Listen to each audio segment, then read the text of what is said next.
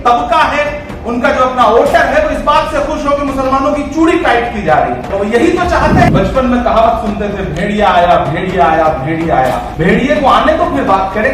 सरकार तो litmus test करना चाहती है। 1947 में इससे बुरे हालात रहे होंगे। हमारे पुरखों ने उस वक्त भी लड़ाई लड़ी ना, जिंदा है ना, इसे कोई पामाल नहीं कर सकता। इसमें हमारे हजारों लाखों बुजुर्गों का खून शामिल है। कोई एक ताकत ऊपर बैठी है तो ये वक्त के बादशाहों से कह रही है कि इतना मगरूर न बन, मुझको समय कहते हैं, बादशाहों को भी दरबान किया है मैंने। खतरा सिर्फ आप पर नहीं है, अलग थलग मत करिए खुद को। मैं अक्सर लोगों से ये बात कहता हूँ, सिर्फ हमारा हुकूक नहीं, दलितों के हुकूक पे और डाका डाला जा रहा है, पिछड़ों के हुकूक पे और डाका डाला जा रहा है। हम आप तो सिंबल है, हमारा आपका तो सिर्फ कंधा इस्तेमाल किया जा रहा है। और ऐसा नहीं कि मुल्क में हालात बहुत बुरे हो गए, मैं नहीं मानता इस बात को, बुरे हैं लेकिन इतने भी बुरे नहीं है। इसलिए डरना बंद करिए। जिंदा रहना है तो हसास हुकूमत से न मांग, असल मुंसिफ है खुदा रहम अदालत से न मांग। जिंदगी ठीक अगर है तो न मिलना बेहतर, और अगर हक है तो फिर इतनी शराफत से न मांग। अक़लियतों के हुकूक पर ही नहीं है। डॉक्टर बाबा साहब अम्बेडकर ने संविधान लिखा, संविधान बनाया। पिछले 50, 60, 70 सालों से इस मुल्क के तमाम दलित भाई लगातार अपने हुकूक के लिए लड़ रहे हैं। लड़ना हमें भी पड़ेगा। और एक बात मैं बहुत जिम्मेदारी से और जिंदा दिली से आपसे कहना चाहता हूं, हम आप डरते रहे, डराने वाले डराते रहे, अपने हुकूक के लिए बोलते रहिए। पिछले 2 दिन से पूरे मुल्क में, इधर जो साथी खड़े हैं बाईं तरफ, उनसे गुजारिश करूंगा कि थोड़ी देर खामोश रहें। ये महफिल बड़ी जिम्मेदार महफिल है। कश्ती का जिम्मेदार फकत नाखुदा नहीं, कश्ती में बैठने का सलीका भी चाहिए। तो मैं सबसे गुजारिश करूंगा कि आप सारे लोग इस बहुत बड़ी महफिल की अहमियत को समझें। मोहम्मद आलम साहब ने जिस मोहब्बत के साथ इसे सजाया है, और किसी एक महफिल में, किसी एक प्रोग्राम में देश के अलग अलग पॉलिटिकल पार्टियों के इतने सारे एमपीज का इकट्ठा होना आसान बात नहीं है। मुझे लगता है इस बात के लिए मिली काउंसिल के जिम्मेदारान के लिए एक बार जोरदार तालियां बजाना चाहिए। मैंने कहा ना कि डरना बंद करिए। पिछले 2 दिन से मीडिया के साथी सुबह शाम वक्त का जो बिल आने जा रहा है उस पर आप क्या कहेंगे। मैंने कहा भाई, हम बचपन में कहावत सुनते थे, भेड़िया आया भेड़िया आया भेड़िया आया। भेड़िए को आने तो फिर बात करेंगे।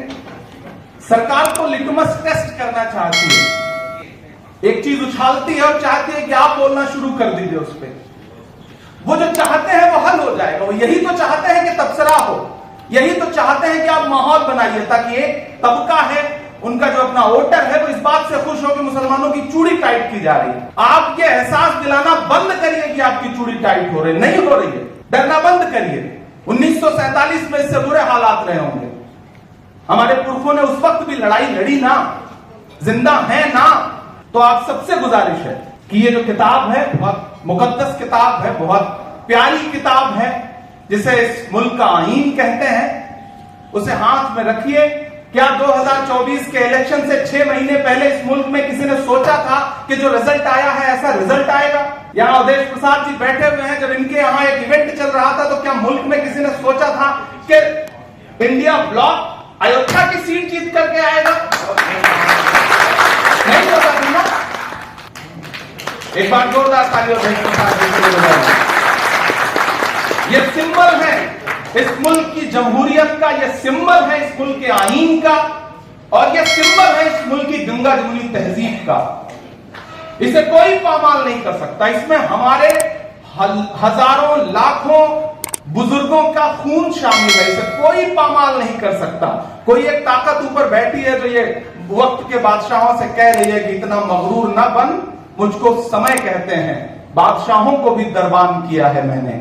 तो डरना बंद करिए। सबसे पहले मैं यहां बैठे हुए पूरे मुल्क के अलग अलग कोने से आए हुए साथियों से कहना चाहता हूं, डरना बंद करिए। बिना ऑथेंटिक पेपर के, बिना किसी सही से आपके सामने एक्सप्लेन हुए टॉपिक पर राय देना बंद करिए।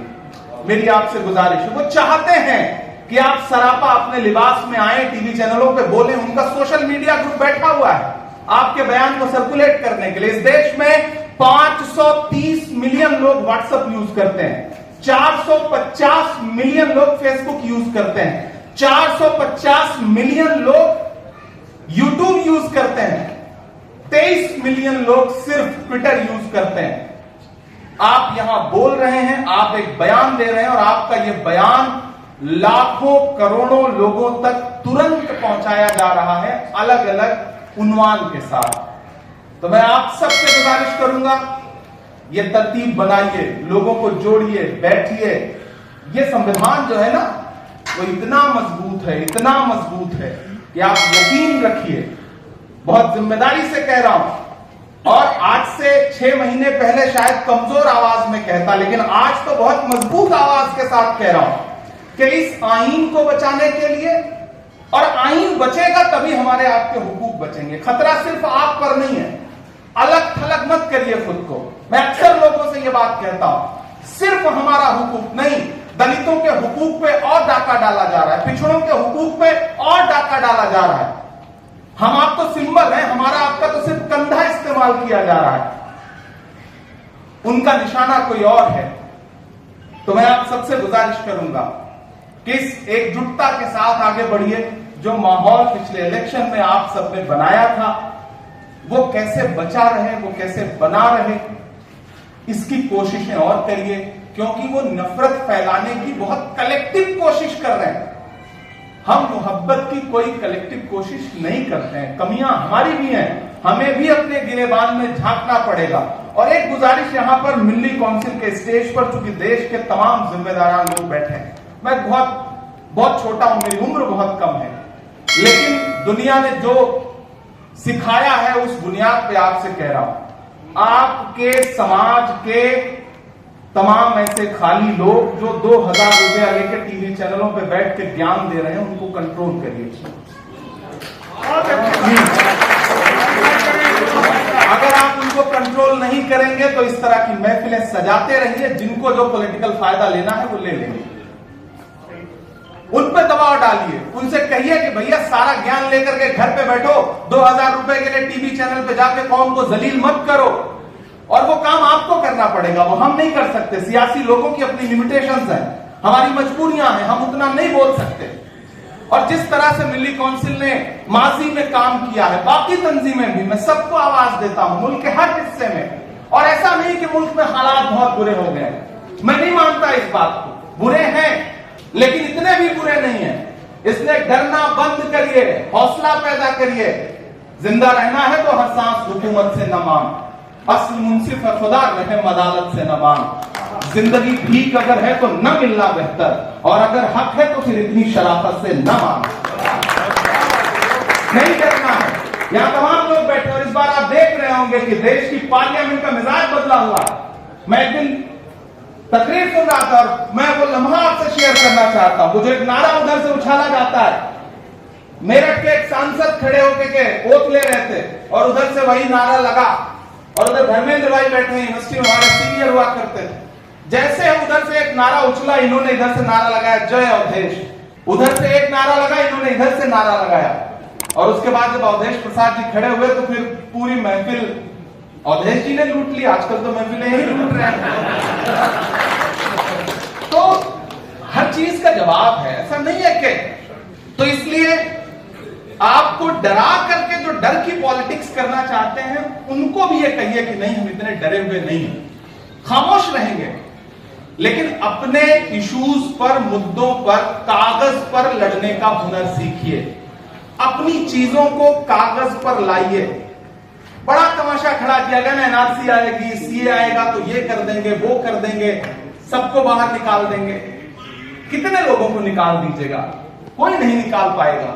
इसलिए डरना बंद कर दीजिए। ये एक्ट भी लाएंगे, डिबेट होगी।